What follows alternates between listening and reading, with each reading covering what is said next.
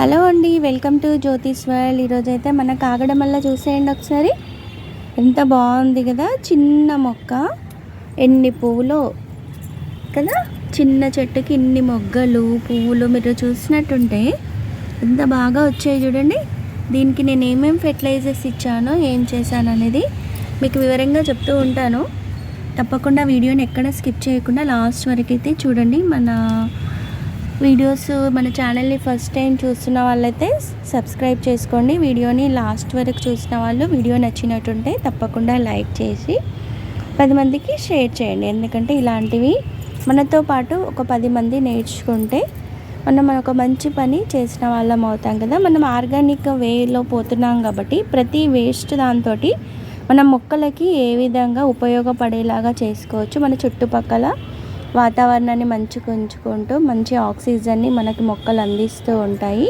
అదే మన వేస్ట్ వ్యర్థ పదార్థాలన్నీ వాటికి వేస్తూ ఉంటే వాటి బలం చేకూర్చుకొని అవి మనకు మంచి ఆక్సిజన్ ఇస్తాయి, కార్బన్ డైఆక్సైడ్ని తీసుకొని. ఇలా అయితే మొక్కలు మనం ఇచ్చే వ్యర్థ పదార్థాలని తీసుకుంటూ మనకు మంచి ఆనందాన్ని ఆహ్లాదాన్ని అయితే పంచుతున్నాయండి. ఈ పువ్వులు మనము దేవుడికితో పాటు మన ఇంటి ముందు అలంకరణకి చాలా బాగుంటున్నాయి కదా. స్మెల్ అయితే అదిరిపోతుందండి. దీనికి స్టెప్ బై స్టెప్ నేను ఏమేమి ఫెర్టిలైజర్స్ ఇచ్చాను అనేది స్టార్టింగ్ నుంచి అయితే మీ అందరికీ షేర్ చేశాను. అయితే స్టార్టింగ్ అయితే మనం సమ్మర్లో కిచెన్ వేస్ట్ నుంచి అయితే మట్టిని అయితే తయారు చేసుకున్నాను. మట్టి తయారు చేసుకున్న తర్వాత మనకు ప్రీవియస్ వీడియోలో చూపించిన విధంగా నేనైతే అది కాఫీ పౌడర్ తోటి మనము కాగడమల్లకి ఎక్కువ మొక్కలు ఏ విధంగా చేసుకోవాలి అవన్నీ అయితే మీకు చూపించాను కదా. మన ప్రీవియస్ వీడియోని కూడా ఒకసారి చూడండి.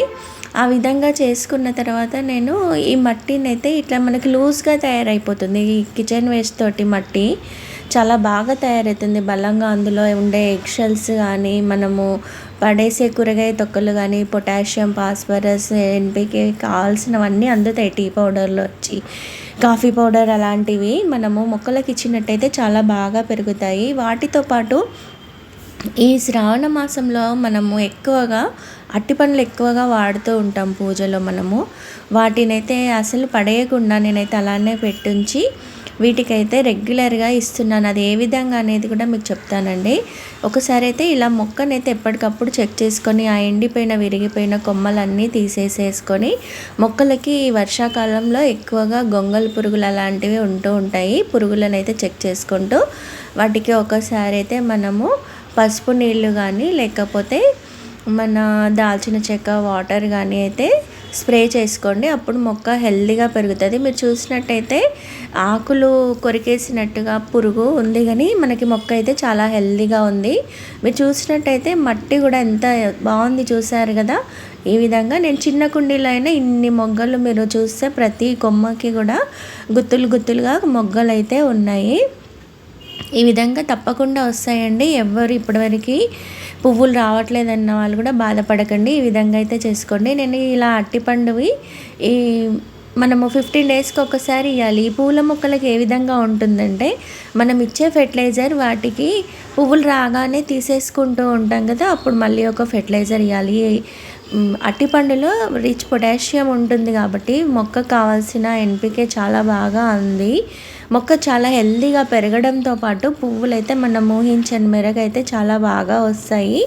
నాకు కుండీ చాలా లోతుగా ఉండి ఇంకా మట్టి కిందికి ఉంది కాబట్టి నేను లోతు చేసుకోకుండా ఒక పక్కకు వేళ్ళకు తగలకుండా పెట్టుకొని దానిపై నుంచి మట్టి కప్పేసుకుంటూ ఉన్నాను.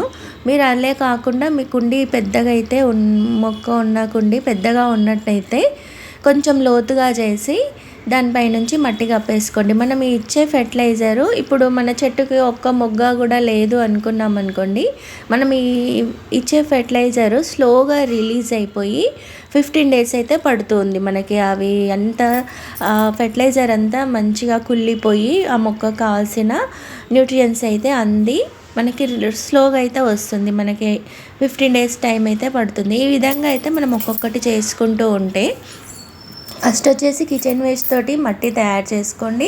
తర్వాత మనము ఈ విధంగా మొక్కలకి ఎండిపోయిన కాడలు కానీ చిగుళ్ళు కానీ తీసేసి ఇవన్నీ తీసేసి ఆ మొక్కను కూడా హెల్దీగా ఉండేట్టు చూసుకోవాలి, పురుగులు అవి పట్టకుండా. తర్వాత మనకు మొగ్గల దశ వస్తుంది రావాలి అనుకున్న టైంలో ఈ విధంగా బనానా పీల్స్ కానీ మనం వేసుకుంటే చాలా బాగా అయితే మనకి మొగ్గల పువ్వులు అయితే చాలా బాగా వస్తాయి. ఈ వచ్చిన పువ్వులను కూడా ఎప్పటికప్పుడు తీసేసుకుంటూ మనము ఉన్నట్టయితే మనకి ఇంకా వేరే కొత్త బ్రాంచెస్, కొత్త మొగ్గలు రావడానికి అవకాశం ఉంటుంది.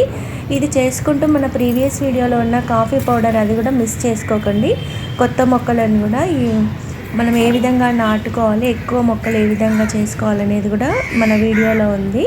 ఇలా అన్నీ ఒక స్టెప్ బై స్టెప్ చేసుకోండి. మంచి గార్డెనింగ్ అయితే చేసుకోవచ్చు. కలుపు మొక్కలను కూడా అప్పటికప్పుడు తీసేసుకుంటూ ఉండండి. ఈ విధంగా నేను కాగడమల్లనైతే ఈజీ టిప్స్ తోటి ఈ విధంగా పెంచుతున్నాను. వీడియో నచ్చినట్టుంటే లైక్ చేయండి, షేర్ చేయండి. ఉంటాను మరి. Happy gardening.